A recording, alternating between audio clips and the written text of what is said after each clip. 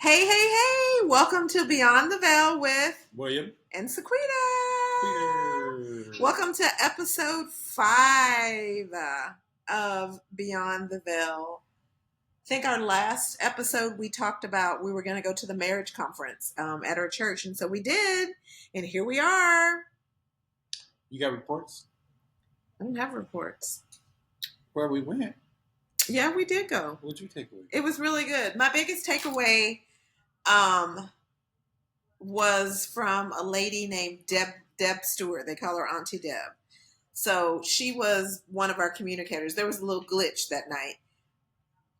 And so we didn't get to the second communicator. But when we got home, the Lord spoke and said we weren't supposed to have the second communicator because all that Deb brought, like enough was said.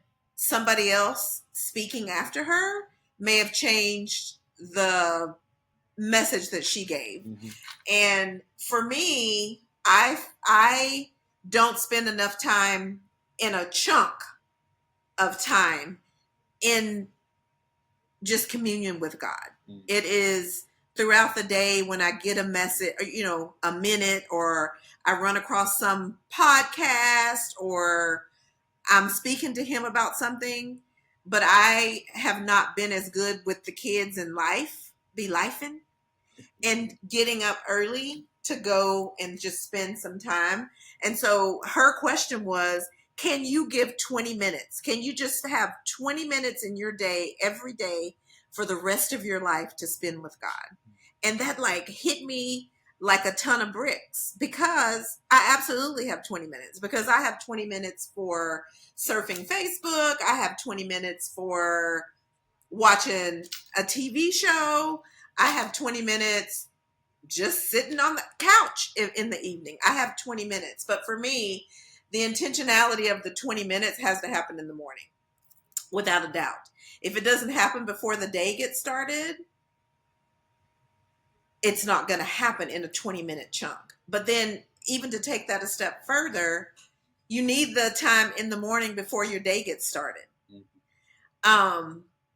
And so we went on Friday night. We didn't get to go on Saturday because we didn't have childcare, just lots of other things. We went when we were supposed to, and we got the message that we were supposed to get. Anyway, that was my biggest takeaway. So I guess you would wonder why 20 minutes a day, spending 20 minutes a day with God would make a big deal, or even why that message even came up for marriage, is because it's just like what you just said, life be lifing. And if we're not intentional spending time with God, then, for me, the day is just off. Easily irritated. Mm-hmm.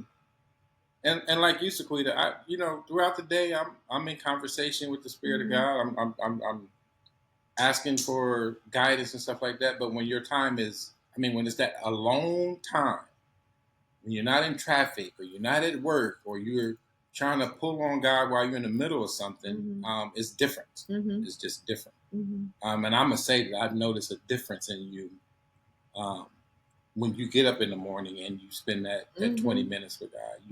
You just have there's a lightness about you. Like you're lighter. Yeah. You're not starting off the day heavy. Yeah, no, I totally see the difference. Because one morning this week, I didn't do it. I overslept. And then the day got started, and it was just that kind of day. Even at work, it was that kind of day. So something that I learned this week in that time is trusting God with everything, and not just picking and choosing what we trust him with. And so what he told me is you trust me with a lot of things, but you don't trust me all the time with your job. And you are carrying unnecessary stress that I can alleviate for you. And so he told me specifically to have a conversation with the manager that reports to me, because she and I are a lot alike. And so we had the conversation, and we have these monthly operational meetings. They're called MOREs. I say that to William. He's like, what is that? So it's a monthly operational meeting.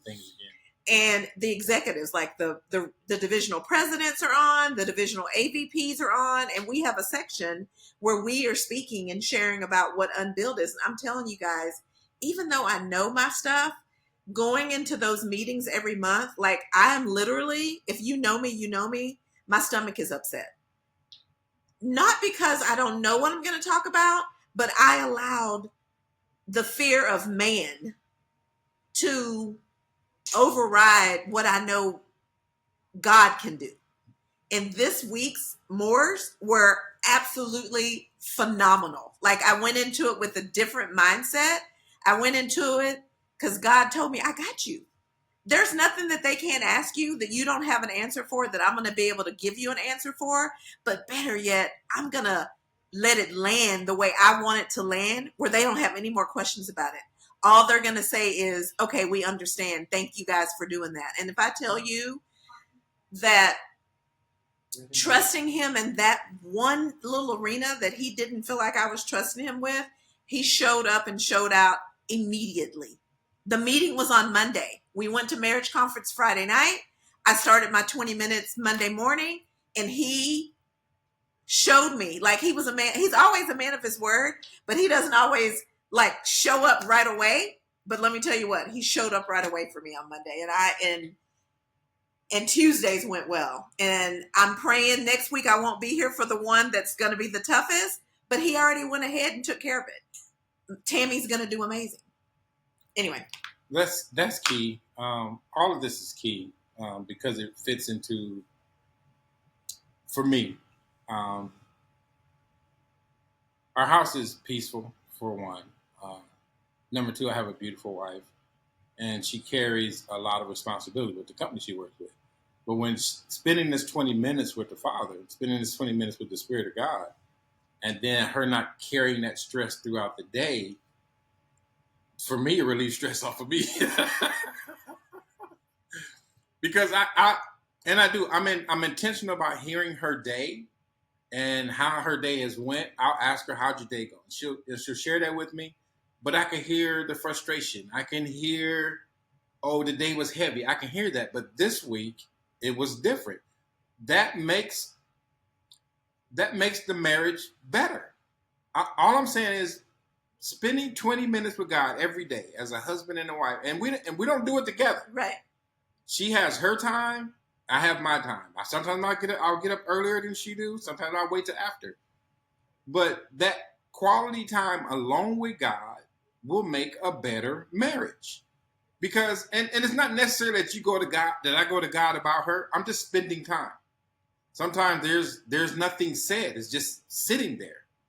And sometimes, I don't know if Sequita squealed on me or not, or whatever the case may be. If she told on me, I'll get some instructions as a husband, or I used to get a lot on my walks. But anyway, that's crucial. That time is crucial. So I'm gonna tell you one of the biggest takeaways I took.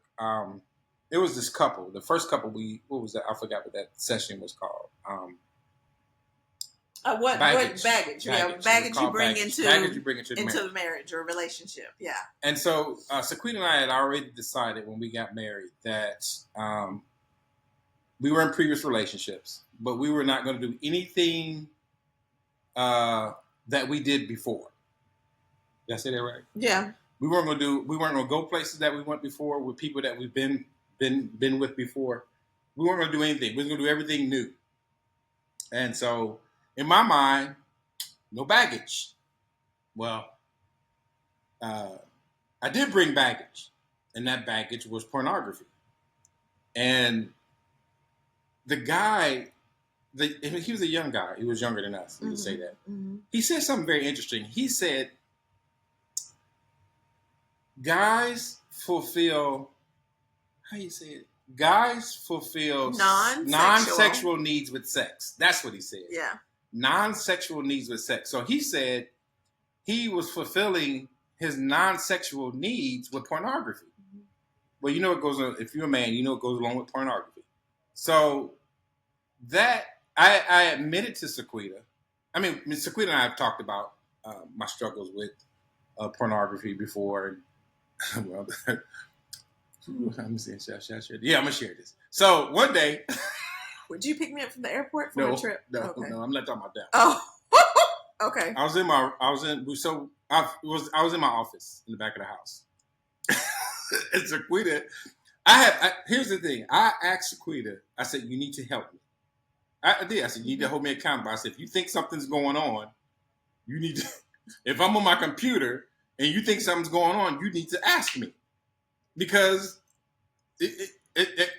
accountability, leave it at that. Mm-hmm. So, so one time she walked in the room and she goes, what are you doing? I said, busted.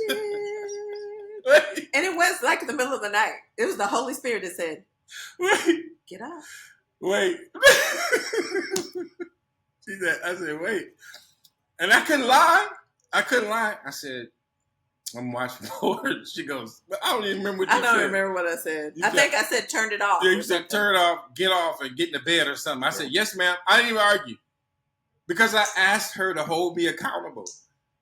It's something that you cannot, as a man, I'm going to say this as a husband. If you're doing this, it's something that it's a non-sexual need. I'm going to go with that guy said. It's a non-sexual need being met by, that we try to meet with sex. So it's something deeper going on when you're caught up in porn. And I think it could be a habit, right? It's something that you started as a young man, and it's just something that you continue to do. I mean, like you told me, like you used it sometimes as a reward. Well, that was when I got older. Oh. Anyway, so let me expound on the reward thing. So when I work hard and I do something like I'm really proud of, I would use porn as a man. I did great today, and da da da da. So I'm going to reward myself. Well, that's what I went to. But when I got into porn, it was a non-sexual need because I was young. Yeah. And how I got into porn was my brother had these books under the bed that I got a hold of. Mm-hmm. I didn't have a sexual need at that time. Yeah. I don't know. I think I might have been 10 or 11, something like that.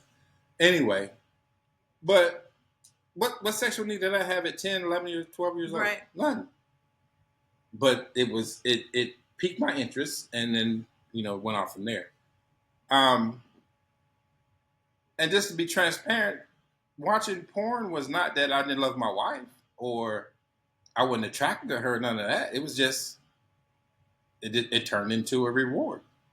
It was something to do. So, you guys. Yeah, let her tell you how it felt. Yeah, so, no, I'm going to tell them.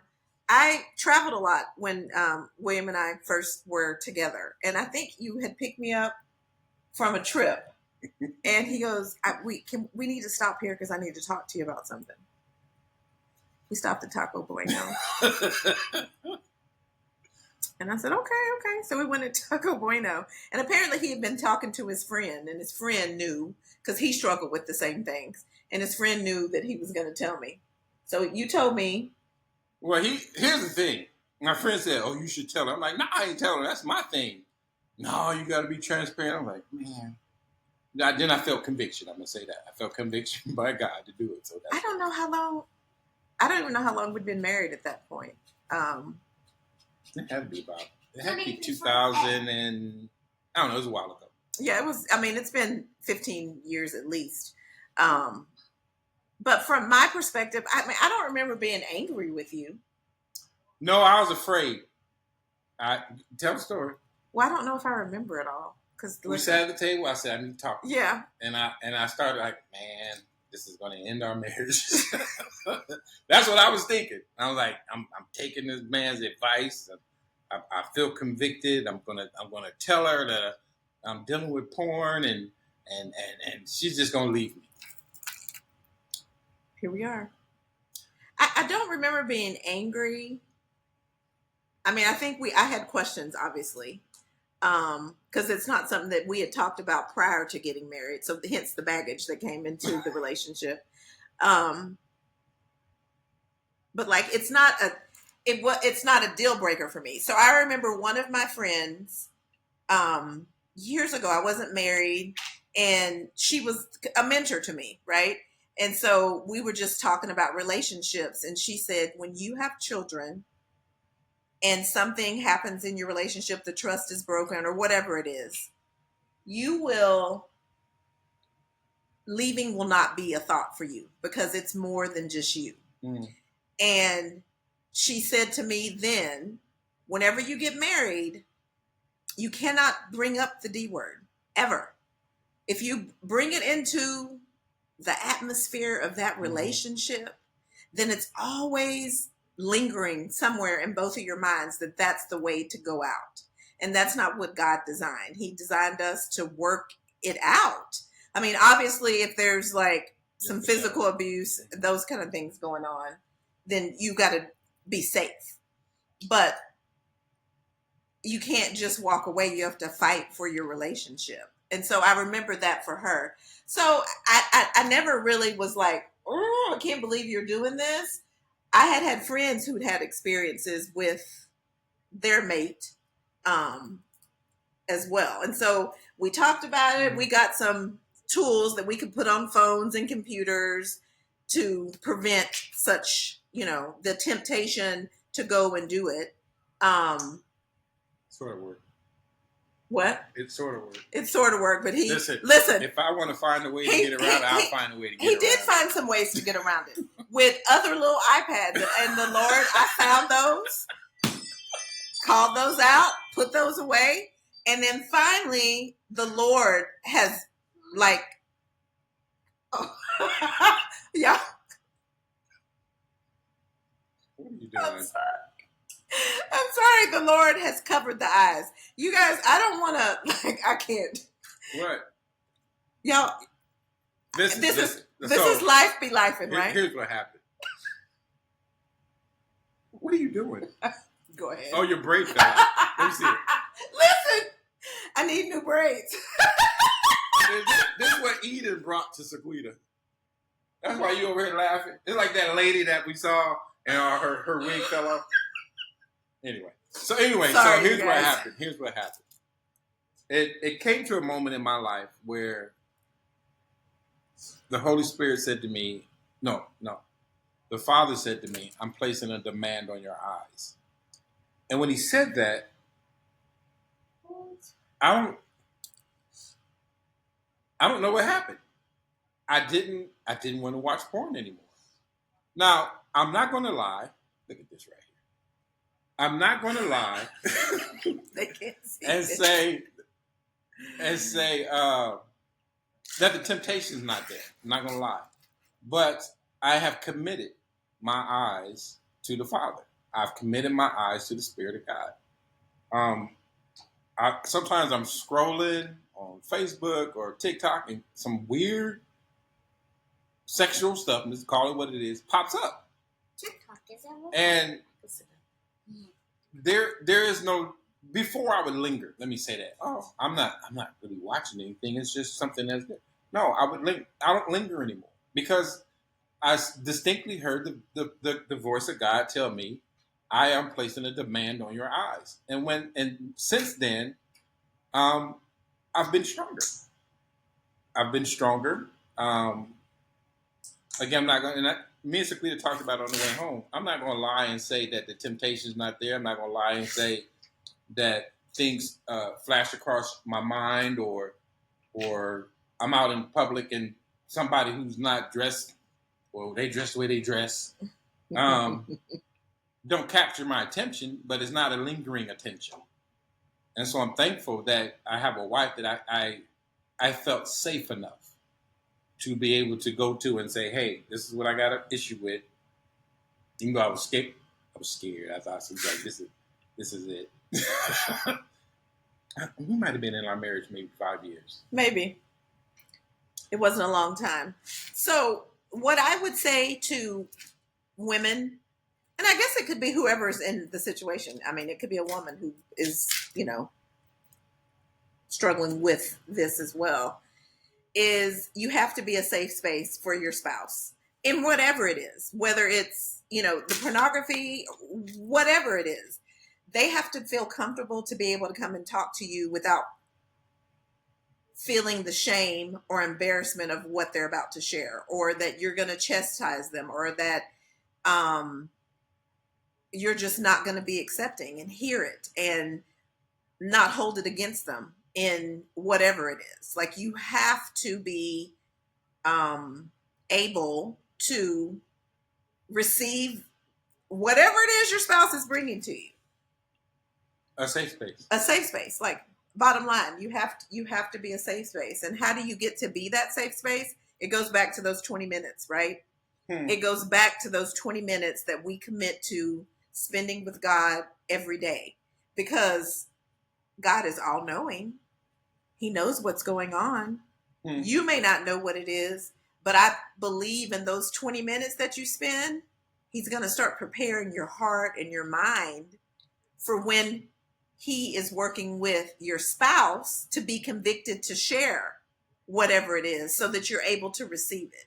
Because God is all knowing, and He never leads us out somewhere and leaves us without a word. He always has, what they say, a ram in the bush, right? He is going to prepare you for the situation, but you have to be an open and willing vessel to receive what that is, and be Christ-like to receive it, the transparency. So anyway. Honestly, after I told her, I still wasn't sure.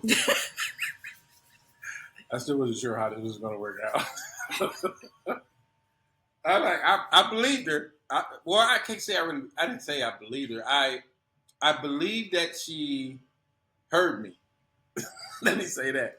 I believe that she heard me. But in the back of my mind, I'm like, what is this woman thinking about me?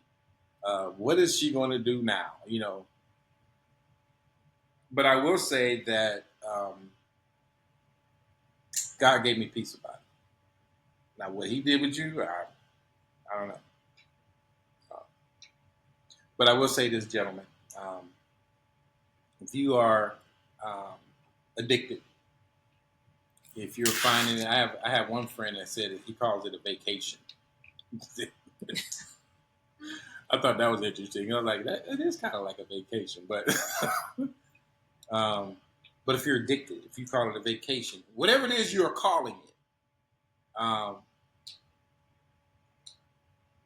gonna say trust God to help you as a couple to tackle it together. Yes. I'm not saying, what I'm not saying is, hey, go tell your wife right now. I'm not saying that, because your wife might not be ready. I'm not saying you as a wife, go tell your husband right now. I'm not saying that either. What I am saying is that 20 minutes a day that Sequita started off with, that 20 minutes a day, and not talking about, you know, when I'm with God, I'm not talking about Sequita. Right. I'm not talking about her. I'm not what yesterday she did. I'm not. That's yeah. To me, that's just a futile conversation. It's you deal with that in real time. Mm-hmm. You just deal with it in real time. But when there's something that's challenging that's coming up, oh yeah, I'm having a conversation. How do I approach this? How do I speak to her? When do I speak to her? And I go back to that situation where we shared about Will. I had no idea what to do, how to do, husband, man, whatever. I had no idea. All I knew is what he said to me in that quiet time. She is my daughter before she's your wife. And then the pressure of trying to be a man to her, trying to be a husband to her, it lifted. Then it was just easier for me to function without all the expectations that I learned from in the world, mm-hmm. and that I learned from other men or whatever. That those expectations were lifted off of me. So what I absolutely encourage is a personal relationship, mm-hmm. with God. She has her relationship with God. I have my relationship with God. We both have a relationship with God. And that's key for a successful marriage. You hear about these 7 steps to a great marriage. And wives, you want to please your husband, do these 14 things. No. Do 20 minutes of time. Spend it with your father. See what he has to say to you about you. Mm-hmm. See what he has to say to you about your dad. Let him love on you. And then you know what happens when he loves on you? You have walked into an identity as his daughter, as his son. And when you walk in your identity as a daughter and a son, your confidence is in him. And then when he gives you instructions to carry out with your spouse or with your kids or at your job, you're confident in him, not in your own abilities. Mm-hmm. You know what that eliminates? Shame and guilt and condemnation. So what she did say, and I know we're going to wrap, is when you get this relationship, mm-hmm. then this one is easier to maintain. Mm-hmm. It truly is.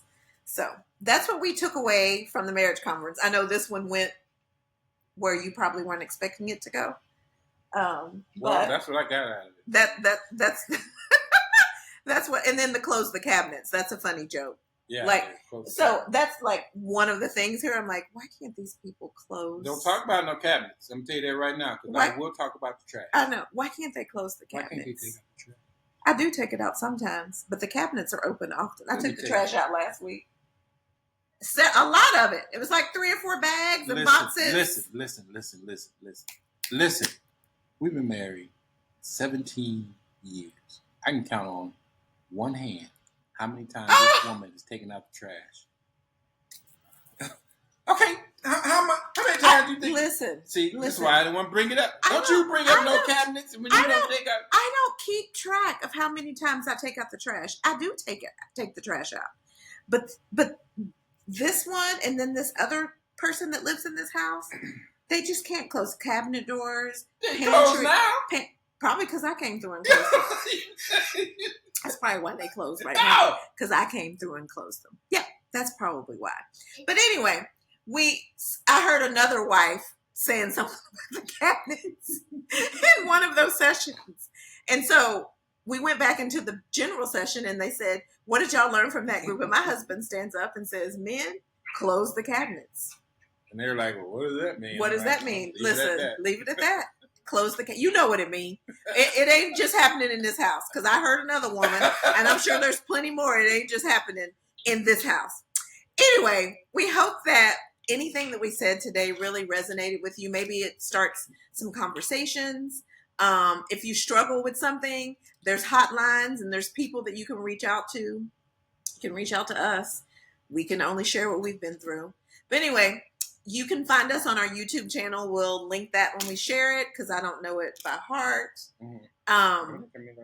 Thank you so much for joining us on today's episode 5 of Beyond the Veil with William and Sequita. We hope that you guys have a great rest of your day.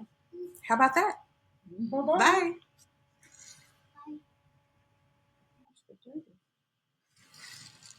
Did this fall on the